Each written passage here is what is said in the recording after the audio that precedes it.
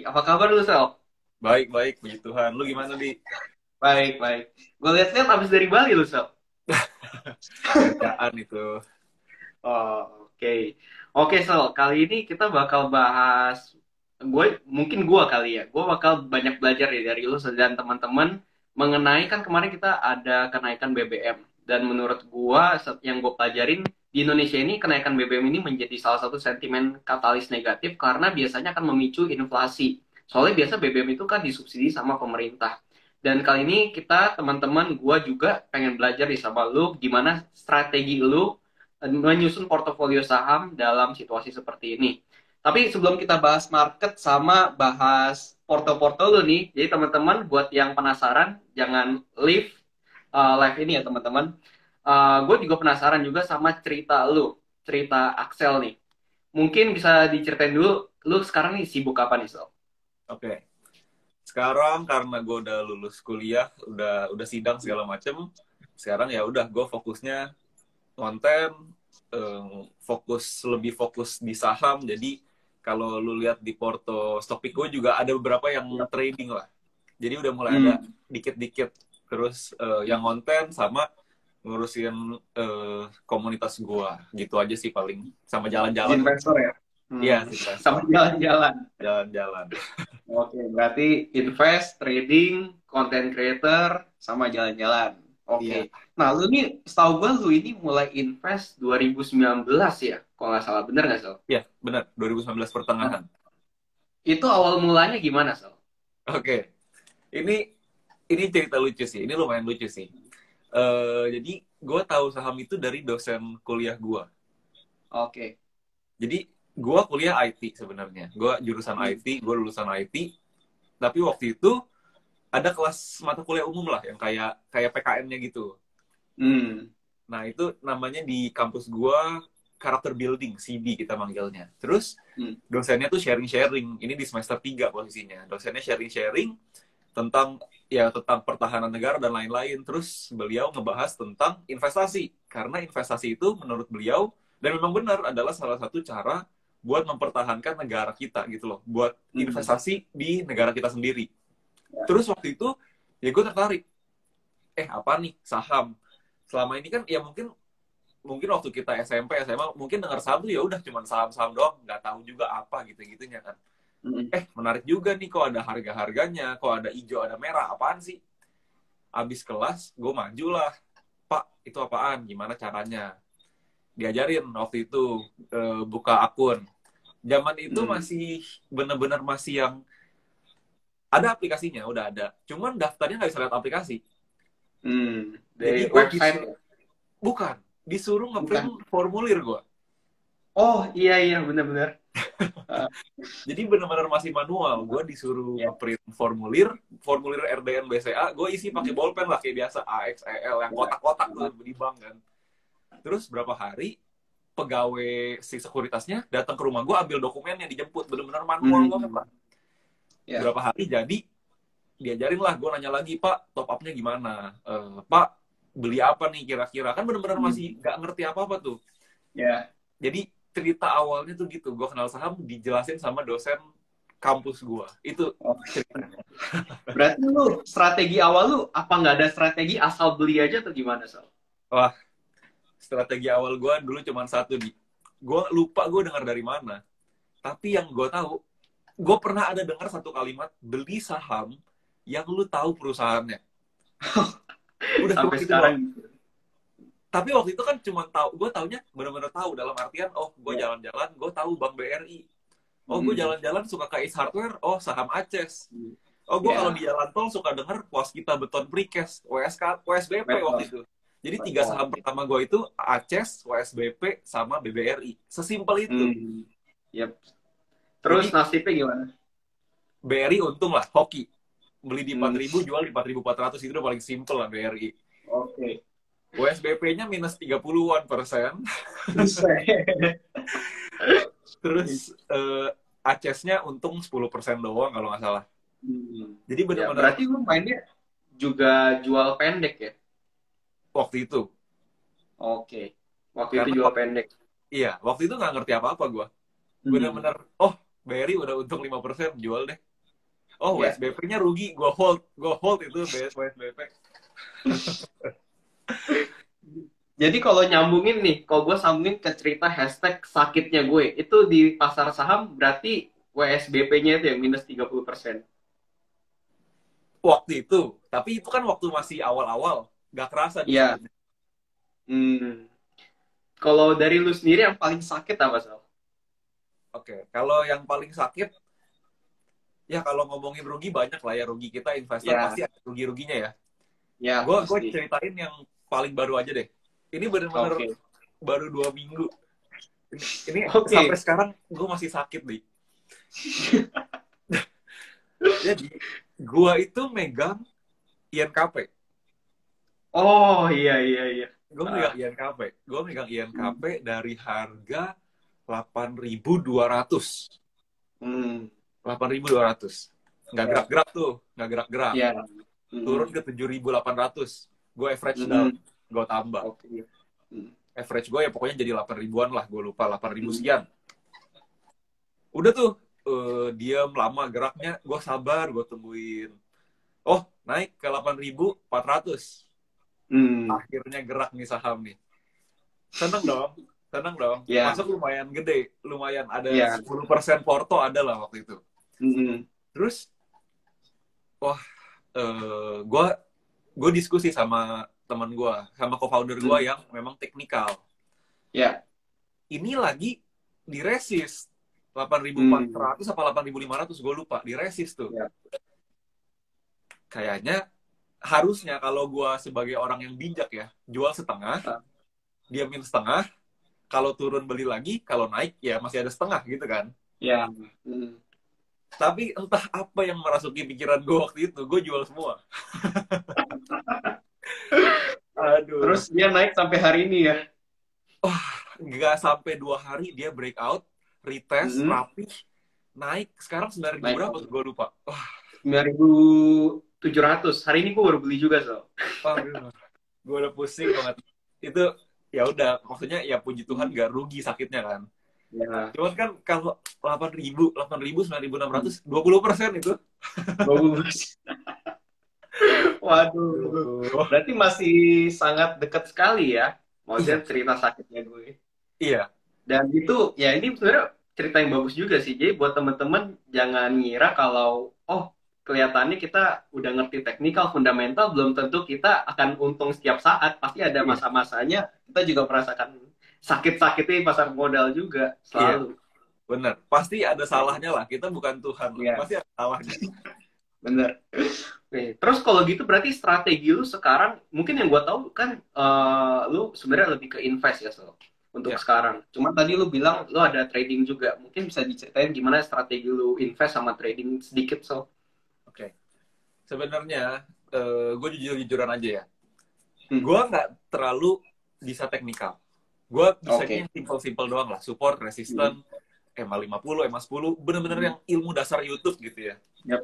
Hmm. Jadi, karena gue merasa gue lebih bisanya fundamental, makanya gue bilang gue lebih fokus di investing. Itu satu. Oke. Tapi kan kadang-kadang kita gatel ya. Kan Ya. kadang lihat market pengen dong tak tok tak tok gitu kan. Ya. Karena gue memang nggak jago teknikal dan sebenarnya ada rencana gue pengen dalemin, pengen pelajarin lagi. Hmm. Cuman kan belum ada waktu nih. Jadi ya Hmm. gue trading bener-bener ngikutin technical analis gue. Oke. Jadi kayak di investor community ada, oh hari ini Ah. lagi ada menu apa, ya gue ikutin. Hmm. Sesimpel itu sih. Oke. Itu porsinya berapa persen dari invest sama lu trading? Kalau trading biasanya mentok-mentok 5-6% dari porto doang. 5%. Iya, Oh, berarti kecil juga ya? iya, nggak terlalu gede. Jadi Oke. buat ya Hmm. buat iseng-iseng aja lah. Ya, ya, ya. Oke. Berarti strategi kita udah bahas. Terus gue juga penasaran di kondisi market kayak sekarang, kira-kira strategi lu gimana nih? Mungkin sebelum kita bahas strategi kondisi market, menurut lu sendiri, market sekarang gimana, so? Dengan Oke. ISG, mungkin sebenarnya menurut gue agak serem, ngeri-ngeri sedep ya, secara teknikal udah pucuk, tapi gue melihatnya sentimen makro ini masih mengkhawatirkan. Tapi kalau dari lu gimana, so? Gua pribadi, gua ngeliat IHSG, ya gue sebenarnya seneng ya. IHSG bisa stay di sekarang 7.100, Ya, 7.200, turun-turun mentok-mentok 7.000 gitu ya. Itu kan ya, anggapannya di garis psikologi lah gitu kan. ya. Hmm. Tapi ya balik lagi bener, gue juga setuju sama lu. Kondisi makronya kayak gini, inflasi segala macam, BBM Ya, dan lain-lain gitu ya. BBM naik. Perang nggak beres-beres. Hmm. Gue lebih ke nyesuaiin posisi cash gue. Hmm. Jadi misalkan sekarang IHSG di 7.200, cash gue itu sehari per hari ini tuh sisa sekitar 25-30%. Oke. Gue emang hampir gak pernah 100% saham. Hmm. Jadi Oke. mungkin sekarang posisi cash gue paling dikit itu ya 20%, 25%. Gak pernah lebih dari itu. Hmm. Jarang banget. Nah, Hmm. itu kan posisinya IHSG 7.200 ya. Ya. Berapa sih hari ini? 7.200 ya sih? Apa 7.500? 7.200-an. Iya ya. Jadi Hmm. kalau misalkan ternyata oh nanti IHSG turun ke 7.000 terus tembus 6.900 gitu ya, gue Hmm. bakal sesuaiin sama cashnya. Jadi gue Hmm. bakal jual beberapa saham yang menurut gue mungkin oh udah floating profit. Gue lihat mungkin ini apa namanya sahamnya itu punya kecenderungan gerakannya sama IHSG. Contohnya ya bank-bank Ya. gede, Hmm. saham-saham Hmm. market cap gede gitu ya. Gue jual-jual Hmm. yang itu dulu buat ada Hmm. cash. At least kalaupun misalkan turunnya kenceng, IHSG turunnya jauh jauh gitu ya. Hmm. At least gue sedia cash minimal 40-50%. Itu udah paling minimal. Oke, minimal Jadi 45%. Hmm. iya. Jadi kalaupun amit-amit jebol jauh gitu ya, ya udah masih ada cash. Gue bisa beli Hmm. lagi. Ya kalau bisa nanti kalau udah tembus 6.500 atau berapa, tambahin cashnya 70%. Itu kan Hmm. disesuaikan sama kondisi Ya. IHSG-nya juga. Tapi Hmm. kalau untuk sekarang posisi cash gue masih 25%-an. Karena Oke. Nah, masih di situ-situ aja. ya. Tapi menurut lu pribadi dari pandangan lu dengan BBM yang naik, terus makronya juga belum ada pemulihan, bahkan kemarin The Fed tuh baru mau naikin suku bunga lagi kayaknya ya. Nah, menurut lu pandangan lu sebenarnya ke ISG itu apakah bullish atau sebenarnya lebih kayak lu lebih yakin kalau ISG ini bakal drop so? Kalau ngomongin pengennya bullish ya. Ya, kayaknya bullish. Pengennya bullish. Cuman kalau mau pakai realistis gitu Hmm. ya. Kemungkinan besar best case-nya sideways, worst Hmm. case-nya jatuh, drop. Oke. Hmm. Tapi yang bisa gua harapin adalah semoga dropnya itu nggak drastis. Oke. Jangan sampai Hmm. tiba-tiba jeder gitu kan. Itu kan pusing Hmm. juga tuh.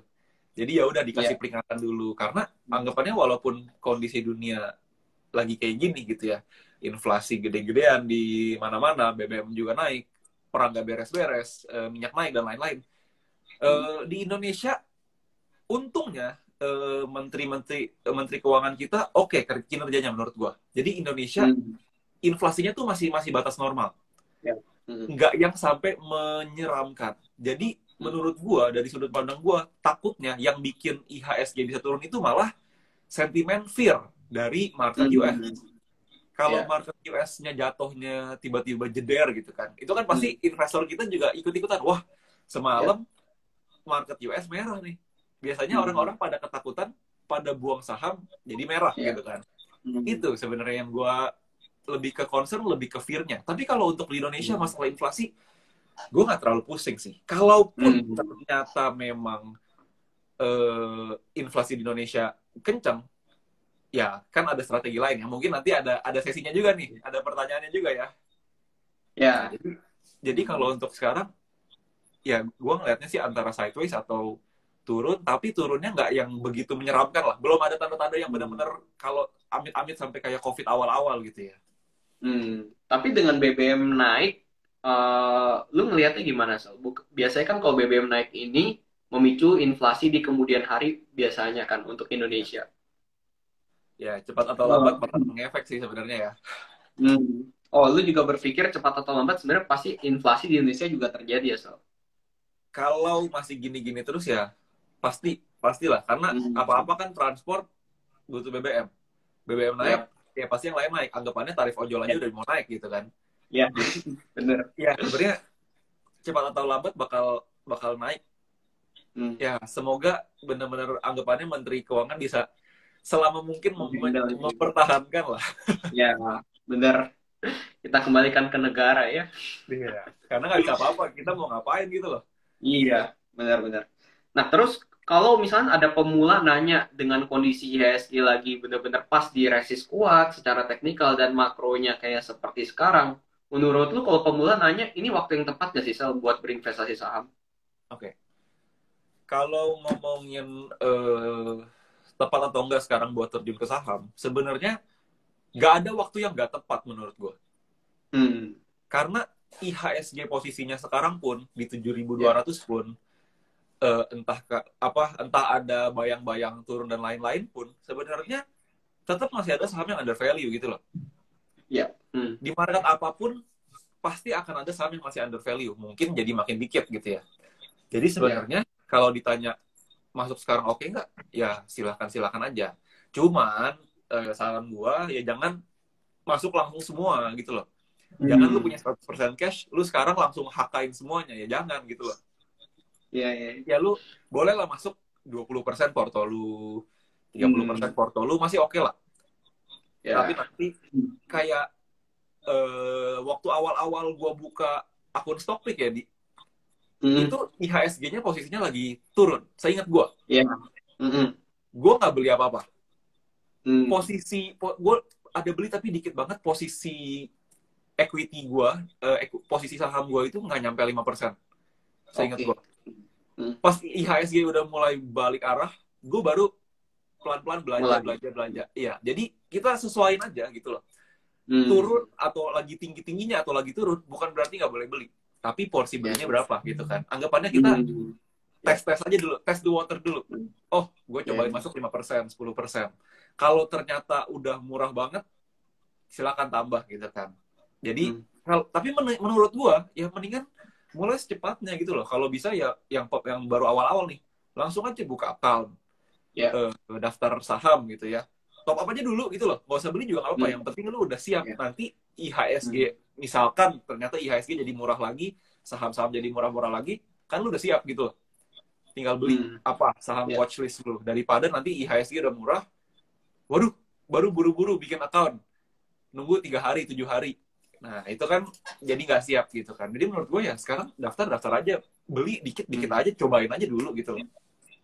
Justru kadang ini mungkin walaupun IHSG turun, tapi kadang pelajaran terpenting dalam saham malah ketika marketnya jelek ya, so. Iya, Lu setuju gak?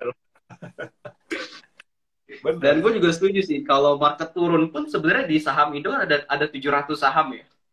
Ya Hmm, nggak mungkin semuanya turun sih, pasti ada at some point saham-saham tertentu yang akan naik juga walaupun marketnya turun. Atau enggak, biasa kita sebut saham alpha ya. ya. Dan gue juga setuju kalau marketnya turun ya invest atau trading boleh, cuman pakai money management yang baik gitu. Tapi kalau Betul. dari lu sendiri dengan mungkin ini kan bisa bilang kan ya kalau bagi awam kan agak rumit, aduh money management dan lain sebagainya. Menurut lu kalau pemula mau mulai investasi saham tuh butuh expertise nggak so? Oh, perlu banget. Perlu banget. Kalau lu Perlu banget. mulainya gimana waktu itu? Apakah ada expertise? Enggak. Makanya rugi kan? Hmm. Iya benar juga. Jadi menurut lu perlu. Kenapa so? Perlu. Karena saham itu, satu, itu kan ngomongin duit ya. Hmm. Kita Ya. bukan ngomongin virtual account nih.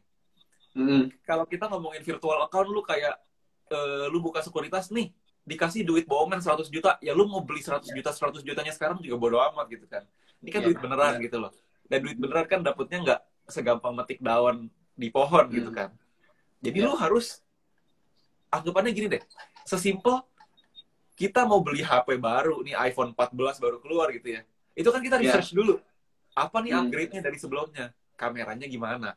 RAM-nya berapa? Chipnya gimana? Dan lain-lain gitu kan. Kita kan harus research dulu. Gua pribadi kalau mau ganti HP, kayak dulu bikin PC, kan gue research, nonton YouTube, Ya, tanya orang gitu kan. Nggak mungkin tiba-tiba gue sediain duit, datang ke Mangga 2, Bang, mau bikin komputer. Speknya apa? Nggak tahu, lu bikinin aja. Kan nggak mungkin dong. ditipu ya. Nah, ditipu. Jadi harus harus ngerti dulu, harus research dulu, Ya. harus belajar Hmm. dulu. Itu satu, karena itu duit beneran. Ya. Hmm. Yang kedua, jujur aja, ini bukan mau nakutin teman-teman yang baru mulai saham ya. Tapi dunia saham itu kejam. Ya. Gue banyak ketemu orang di saham dan di dunia saham, dan mereka selalu bilang karma paling cepat, karma paling real time itu ada di dunia saham, ada di pasar modal. Itu Gimana karma tuh? paling paling gampang dapetin karma tuh di pasar modal, karena lu bisa tiba-tiba saham lu anjlok nggak ada yang tahu, mungkin itu karma buruk Hmm, lu lagi ya, dibayarkan gitu ya. ya benar. Jadi lu bener-bener harus punya expertise. Gak harus lu sampai jago banget, tapi seenggaknya Hmm, you know what you buy gitu. Jangan hmm, sampai misalkan lu udah invest 20% dari porto lu di saham ABCD, terus lu ngobrol-ngobrol sama orang, oh iya gue lagi masuk saham ABCD. Hah, perusahaan apa tuh? Nggak tahu. Gue cuma ikut-ikutan teman. Kan itu nggak masuk akal. Lu beliin dua puluh ya. persen duit lu ke saham yang lu nggak Hmm, ngerti gitu lah. Itu udah nggak masuk akal sama sekali. hmm, Setelah lu tradingnya, lu pasti tahu dong, ini saham teknikalnya gimana? Lagi di hmm, support, apa lagi mau breakout, apa mau bla bla bla bla bla. Kan kita harus tahu take profit di berapa, entry di berapa, cut loss di berapa. Jadi hmm, jangan sengasal itulah. Jadi menurut gua, lu butuh expertise. Karena kalau enggak, mungkin ya, mungkin teman-teman di sini ada yang ngerasain, oh baru masuk saham, oh gue untung-untung aja kok, oh gue ya. cuan-cuan aja, tenang aja, itu cuman beginner's luck, kasih Hmm, sebulan kalau nggak rugi lu, udah pasti. Dan ini nyambung sama omongan lu tadi yang lu bilang market turun itu lebih ngasih pelajaran, bener, karena ya, di market bullish semua orang merasa pinter gitu, ya, benar. tapi pas market turun orang-orang yang kayak gitu ditelanjangin. Hmm, Jadi ya. butuh expertise. Jadi lu harus ngerti Hmm, lah. Bukan berarti lu nggak boleh masuk saham dulu sebelum ngerti ya. Bukan berarti hmm, lu harus belajarin dulu 2 tahun, 3 tahun baru masuk saham. Enggak, lu masuk aja, lu terjun aja. Belajar sambil ngelakuin. Tapi jangan ya. jangan lu nggak belajar sama sekali gitu loh. Jangan lu udah masuk Hmm, aja beli jual rugi bodo amat, beli jual. Ya udah nggak pinter-pinter gitu loh. Jadi hmm, butuh expertise, lu butuh skill, lu butuh knowledge buat bisa survive di saham, buat bisa make money di saham, buat bisa beat market di saham itu lu benar-benar butuh skill sih. hmm. Oke, nah gue juga setuju sih itu. Emang menurut gue pribadi juga butuh ekspertis sih. Kayak gue mulai saham juga gara-gara gue bersyukur juga pertama kali gue mulai saham itu gue beli workshop. Nah Hmm. teman-teman gue yang nggak beli workshop, yang gue perhatiin ketika udah sekali rugi mereka udah rugi pensiun. Nah sedangkan karena gue beli workshop, ketika gue rugi gue tahu nih apa yang harus gue lakukan karena ada mentor. Mentor Ya. gue mengatakan kalau fundamental bagus hold, kalau emang trading udah nggak sesuai trading plan cut loss gitu. Ya. Nah that's why di sini mungkin kita akan nyambung ke segmen berikutnya yaitu hashtag porto gue lu gitu. Nah, di sini lu kan sebagai investor jagoan, di mana lu membuka portofolio lu secara transparan di Stockpick untuk siap menjadi mentor bagi teman-teman yang ingin belajar saham. Nah, buat teman-teman yang nggak tahu, jadi Stockpick itu aplikasi intip portofolio saham. Jadi kalian bisa intip portofolio saham investor jagoan dan langsung belajar langsung sama investor jagoan itu dan bisa langsung invest bareng dengan satu tombol aja. Nah, salah satunya ini ada Axel Jeremy. Nah, kalau kita lihat di sini kita lihat nih kalau portofolio emang bagus sih Sel. Gue lihat emang keren banget. Itu beat the market 8%, IHSG cuma 3%. Jadi kali ini kita mau coba lihat dari strateginya investor jagoan dari Axel Jeremy nih teman-teman. Buat teman-teman yang mau tanya langsung aja chat di kolom komentar. Ini sembari gua coba share ya Sel. Ini gua nanti balik kamera aja. Oke. Wait, ini porto lu. Oke, ini dia porto lu. Udah kelihatan belum? Kelihatan aman. Kelihatan, aman ya? Jelas ya? Aman. Nah, jadi kurang lebih nanti teman-teman buat yang mau lihat inti portofolio investor jagoan bisa download Stockpick, kurang lebih tampilannya kayak gini teman-teman. Di sini kan udah ada kok kalian lihat ada ko Henry Kogani, diskusi investasi, terus ada ko Philip Mulyana. Nah, di sini kalian bisa ke menu explore, nanti kalian search nih cari portofolio atau investor jagoan. Di sini gue coba searchnya Axel Jeremy nih. Nah, di sini ada portonya lu nih, portofolio investor Axel Jeremy nih. Nah, kalau kita lanjut, nah kurang lebih kayak gini sih. Jadi ini portofolio return portofolionya si Axel Jeremy. Ini nih terverifikasi dari 7 September ya. Bener ya, Sel? Karena kemarin gue ada, kalau nggak salah ada update ini deh, ada update saldo. Oke, saldonya mungkin bertambah karena lu top up berarti ya, ada top up ya. Nah, Ah, teman ini terverifikasi dari 7 September, returnnya dari 7 September sampai sekarang udah hampir 9%. oke. Kayaknya seingat gue ini dari 20-an Juni deh. Kalau Oh, buka di 20-an Shopee-nya Juni. ya. Ah, Oke. Berarti kurang lebih sekitar 20-an Juni ya, 2 bulanan sekitar lah. 2-3 bulan ya. 2 bulan 9% oke lah, so. Keren sih ini. Gak bisa sehari Nah, lah, terus gak bisa kok sehari. nggak apa-apa, so. Tetap bagus lah. Kan kalau kita lihat average IHSG setahun 13%. Ini 2 bulan 9% oke lah. Oke lah. Nah, terus kalau kita lihat lagi, nah di sini teman-teman, di sini perbandingan portofolio Bro Axel Jeremy sama IHSG nih. Jadi IHSG itu selama bulan Juni, oh ya benar so, 28 Juni. 28 dua Juni puluh ya. delapan Juni sampai sekarang IHSG naik 3%, portofolionya Bro Axel ini naik 9%-an. Nah, kalau kita lihat strategi lu nih diversifikasinya lumayan banyak ya, Sel. Berarti ada sekitar 7 sektor dan kalau gue lihat sih ada 12 saham. Nah, kira-kira apa yang membuat lu memiliki strategi diversifikasinya cukup banyak nih? Dimana kan sempat diperdebatkan ada namanya konsentrasi, ada namanya diversifikasi. So. Iya. Kenapa gue lumayan banyak, jujur emang gue lagi lumayan banyak mainnya di account yang ini, di Hmm. akun sekuritas gue yang ini. Soalnya Ah, kayak yang tadi gue bilang, gue udah mulai ada tradingnya. Makanya jadi oke. agak banyak. Kalau ngomongin Hmm. invest doang itu harusnya nggak nyampe 7 saham, seingat gue. Hmm. Jadi Oke. sisanya ada 5 sampai 6-an itu untuk yang tradingnya. Jadi Hmm. kalau untuk investasinya pure ya nggak sebanyak itu. Tapi kalau Hmm. diomongin harus terfokus atau diversifikasi, gua gini, simpelnya kan kita tujuan investasi ada dua. Yang Siap. pertama kita mau accumulate wealth, yang kedua kita Hmm. mau maintaining wealth. Kalau kita kan di Oke. seumuran segini kan kita accumulate wealth ya. Jadi Ya, benar. yang harus dilakuin ya memang fokus dibandingin Hmm. diversifikasi. Makanya gue Ya. fokusnya dalam artian 100% duit gue di saham. Hmm.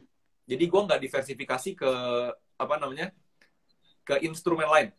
Cuman di Hmm. sahamnya gue diversifikasi. Jadi ada yang energi, ada yang basic material, ada yang Hmm. infrastructure, ada yang finance. Jadi gue Ya. baginya di situ. Makanya gue Hmm. karena di instrumennya gue udah terfokus, di sahamnya gue lebih diversifikasi lagi. Oke. Nah, kalau di portofolio yang lu tunjukin secara transparan di sini, ini portofolio yang lu pakai buat invest atau trading, so? Sebenarnya ini porto ininya porto mirror gua, porto Porto kedua gua. Miro. Jadi Oke. ini isinya nggak beda jauh sama porto asli gua. Jadi Hmm. emang anggapannya kayak persenannya aja lebih kecil. Dan Hmm. ini isinya yang tadi gue bilang ada investnya, ada tradingnya. Sebelumnya Oke. mungkin Hmm. ya 2 minggu atau sebulan lalu itu isinya invest semua. Tapi karena Hmm. sekarang udah mulai iseng, udah mulai banyak waktu, jadi pagi-pagi gue ada tradingnya, jadinya jadi banyak tradingnya juga sekarang. Jadi ya mungkin Oke. kalau jumlah sahamnya 50% investasi, 50% Hmm. trading. Oke. Jadi emang lu nggak ngebagi apa portofolio atau sekuritas trading sama sekuritas invest lu jadiin satu berarti ya, so? Sebenarnya harusnya dipisah sih ya. Cuman karena ini Porto yang gue buka, gue mau kasih lihat ke Hmm. teman-teman yang mau ngintip Porto gue nih. Ini yang gue Hmm. tradingin, ini yang gue investingin gitu loh. Jadi semuanya bisa bisa kebuka Oke. semuanya. Niatnya gitu. Hmm. Yap, yap.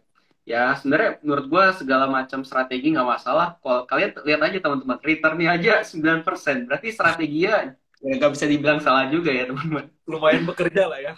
Iya, bekerja ini strateginya. Keren-keren. Nah, ini gue lihat nih lumayan banyak saham nih, Sel. 12 saham. Tapi setelah tadi kita diskusi, lu mau buka dari 12 itu lu mau buka dua saham lu buat lu explain ke teman-teman kenapa lu bisa memilih saham itu nih. Nah, Ya. langsung aja kalau kita lihat di sini ada wait ini alokasi cashnya. Oh, masih ada 30%-an ya, Sel.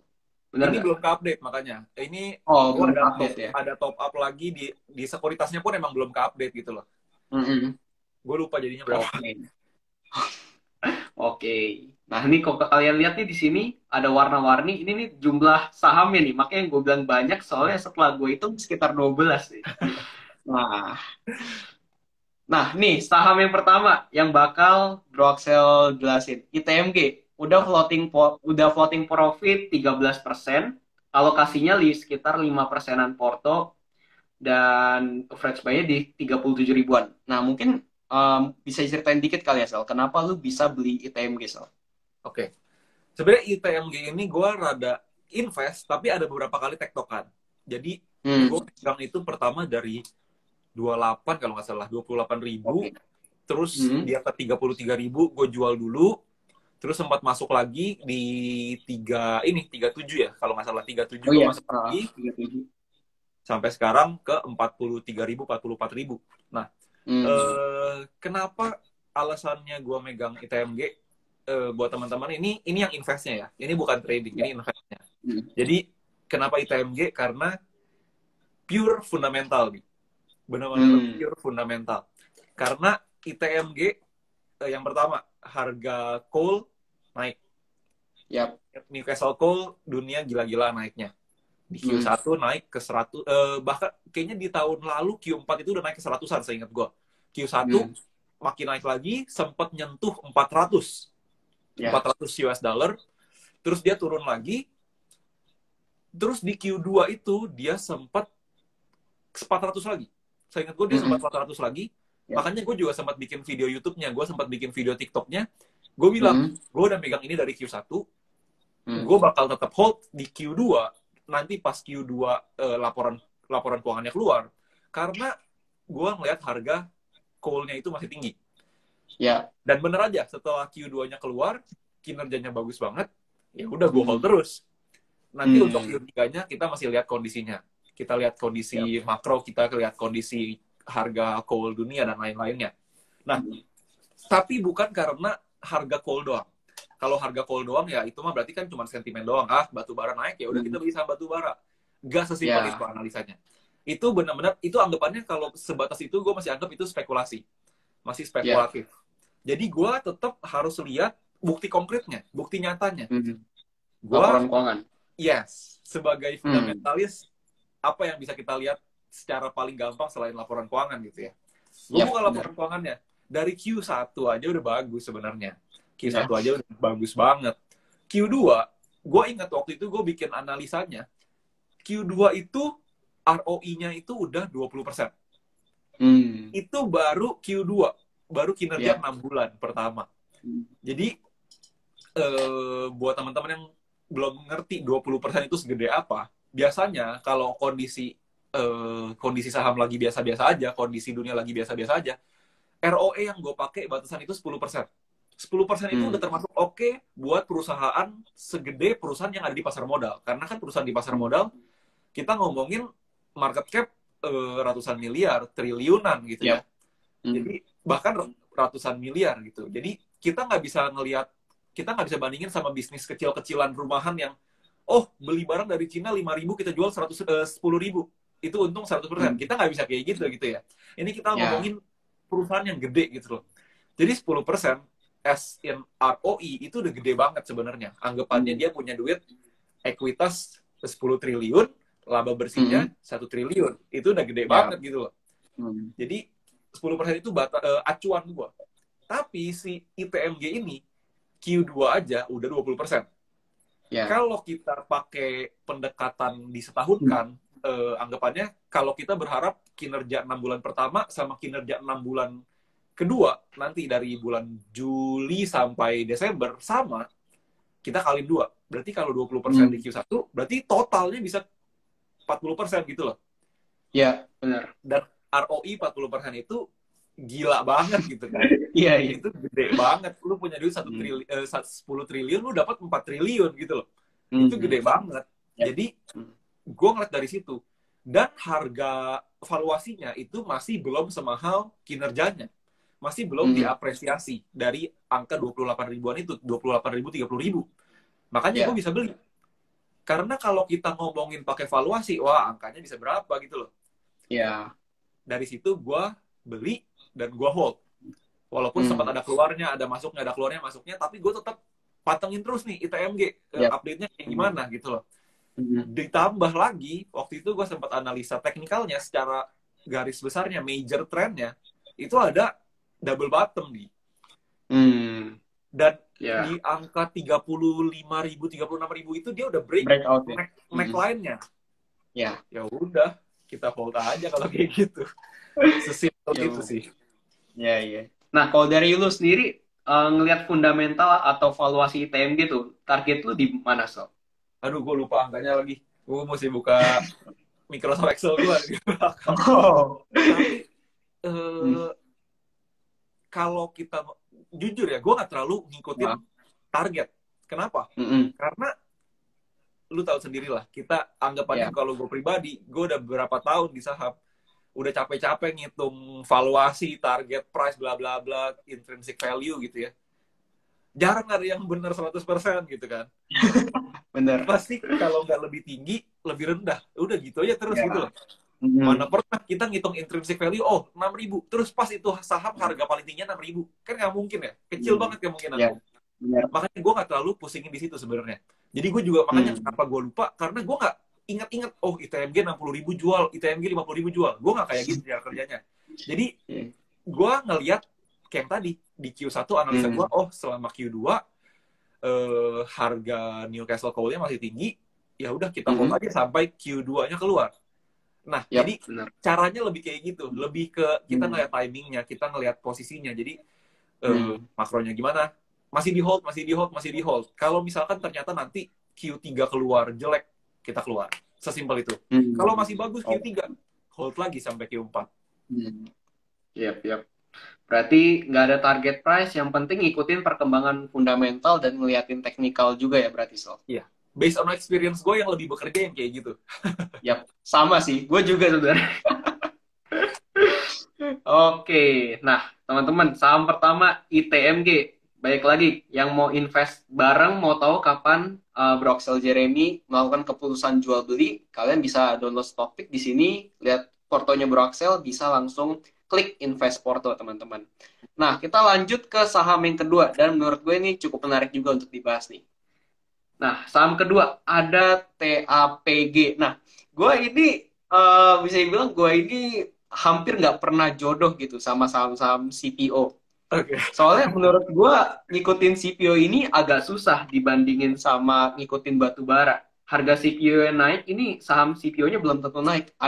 Gue nggak terlalu ngerti cara kerja bisnisnya gimana. Cuman mungkin lu bisa milih TAPG ini gimana, so? Oke. Gue setuju sama lu. Emang gerakan batu bara jauh lebih berbanding lurus sama harga sahamnya dibandingin CPO-CPO-an. Makanya ini geraknya juga lumayan lebih lama. Ini gue udah hold, gue lupa ya. Kayaknya dari awal-awal buka Stockpick mungkin 2 bulan, udah masuk 2 bulan juga gitu loh. Dan baru geraknya 5% sampai 7%. Ini itu berapa? 725 lagi ya? Dia udah turun lagi berarti. Ya, 725. Sebelumnya sempat 750 saya ingat gue. Jadi kenapa gue megang si CPO terutama TAPG ini? Gue sebenarnya udah bikin video analisanya, cuman belum gue edit jadi belum gue upload. Sesimpel sama kriterianya sama ITMG jadi di Q2 ini dia laporan keuangannya ROE-nya udah 20% juga. Sesimpel itu. Jadi dia udah 20% ROE, kita hold aja sampai nanti mungkin Q3 keluar atau apa bla bla bla gitu ya. Ya udah, kita lihat aja ke depannya. Dan gue suka saham ini karena memang belum gerak. Emang lama, emang lelet lah gitu ya. Jadi gue beli 690, di porto gue yang satu 720 kalau nggak salah average gue, tinggi dikit. Jadi ya berarti sekarang baru dikit banget ya yang di porto 1 725. Ya udah nggak apa-apa. Karena gue seneng ini dan gue milih saham ini buat ditunjukin karena belum gerak. Kalau ITMG kan kalau ngomongin dari 30.000 sekarang 40.000 udah 20-30% ya, udah nggak asik lah gitu loh. Ini belum gerak, baru 5% sampai 8%-an. Makanya gue juga mau sharing yang ini gitu loh. Nah, kalau TAPG ini, gue juga nggak terlalu ngikutin harga CPO bla bla blanya karena balik lagi sama lebih pusing daripada batu bara. Yang gue tahu ini perusahaan memang paling gedenya dari perusahaan dari jualan CPO. Dia ada kebunnya, ada pabrik pengolahannya, ada karet dikit dia, tapi nggak terlalu banyak. Dan TAPG ini, kenapa gue pilih TAPG? Emang gue pengen masuk CPO. Emang CPO sentimennya lagi bagus gitu ya. Ya. Tapi kenapa gue milih CPO daripada yang lain? Karena gue pakai top down analysis. Gue pakai top down, makronya oke. Gue cari sektor industrinya mana perusahaan yang paling oke. Setelah gue analisis, TAPG ini yang paling cocok sama kriteria gue. Secara kinerja oke, secara utang masih aman, secara valuasi not that expensive. Jadi gue masuk TAPG. Waktu itu pilihan keduanya CSRA. Nah, jadinya gue masuk si TAPG ini, kinerjanya oke, ROE 20%, berarti kalau kita annualize dia 40%. Gue lupa PRPBV-nya berapa, tapi masih murah, belum mahal. Dan kalau kita ngomongin perbandingan sama tahun lalu ya, gue bandingin di kinerja Q2 2021-nya sama kinerja Q2 2022, dia naik 340%. Secara laba bersih. Jadi, wah, itu duit loh, laba bersih. Karena emang kayak yang dari tadi gue ngomongin sama ITMG, sama TAPG, fundamentally gue ngelihat net income, gue ngelihat ROI. Jadi, ya lihatnya duit itu loh. Karena anggapannya sesimpel, kita bikin perusahaan masa bukan nyari duit, kan nyari duit dong. Nyari profit. Jadi kita nyarinya yang net income-nya gede. Dan itu ada gue temuin di TAPG ini. Makanya gue masuk TAPG. Walaupun ini juga masih 5%-an porsinya karena gue ada top up lagi. Nanti gue mungkin nambah lagi kalau dikasih kesempatan. Tapi kalau nggak dikasih kesempatan murah, ya udah masih banyak saham yang lain kok. Masih ada 10 yang lain kan tadi. Ya, benar banget. Kalau gue tanya, valuasi TAPG dari pandangan lu, mungkin jawabannya sama kayak ITMG berarti? Nunggu laporan keuangan? Atau gimana, Sob? Sama, tapi waktu itu, walaupun gue nggak terlalu pakai, gue sempat hitung. Dan karena ini research-nya gue bikin lebih deket daripada yang ITMG. ITMG kan udah lama, udah berapa bulan gitu ya. Seingat gue, ini minimum banget itu 900. Seingat gue lupa. Jadi, dengan perbandingan ROI dan lain-lain perhitungannya udah gue bikin konvensional, udah gue minus-minusin lah gitu ya. Itu masih dapat angka 900. Kalau mau gila aja seingat gue 1.200. Tapi itu kan kita nggak boleh terlalu pede lah ya. Karena pengalaman gue tiap kali gue pede banget sama saham tuh saham hancur tuh. Jadi gue pede banget lah. Ya, sementara 900 dulu aja udah paling simpel. Itu udah, kalau 900 nggak nyampe sih agak aneh. Karena dengan kinerja sebagus itu harusnya cepat atau lambat market bakal appreciate the price. Bener. Dan gue sebenarnya juga setuju sih, TAPG ini gue juga ngelihat sebagai salah satu perusahaan CPO yang kinerja fundamentalnya fantastis menurut gue. Dari yang tadi lu udah bilang Q2 tahun lalu sampai Q2 sekarang menaikkan labanya ratusan %, valuasinya murah. Terus menurut gue ini cocok sih buat investor ya, soalnya pergerakan sahamnya itu cukup konservatif gitu, lambat. Tapi sekali naik, biasanya kalau saham-saham kayak gini bisa kenceng. Oke, nah ini teman-teman, jadi buat yang pengen tahu sekali lagi keputusan jual belinya Bro Axel, bisa langsung download Stockpick. Nanti kalian bisa search portofolio Bro Axel, bisa request riset, bisa juga invest langsung dengan satu jari aja. Oke, nah tadi kita udah bahas dua portfolio nih.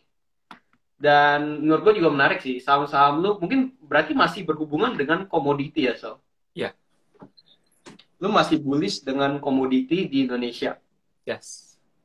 Oke, nah berarti kalau dari lu sendiri, mungkin kita udah bahas saham, terus kita udah bahas makro, mungkin ada nih, mungkin kata-kata terakhir dari lu yang pengen lu sampaikan ke teman-teman. Buat teman-teman di sini ya, kira-kira yang bisa gue sampaikan, buat teman-teman yang belum invest saham dan tertarik, silakan dicoba. Nothing tulus. Pakai duit tes, pakai duit kecil aja dulu. Iseng-iseng. 100.000 juga bisa. Anggapannya sekarang lu bikin account 50.000 juga bisa ya sekarang ya. Iya. Dulu mah ada minimum 10 juta, 20 juta. Sekarang 50.000 juga bisa. Jadi coba aja. Tapi ingat, belajar. Salah satu cara belajarnya gimana? Bisa pakai Stockpick. Gue di Stockpick pun ada ngelihat porto beberapa orang-orang yang gue lihat oke banget.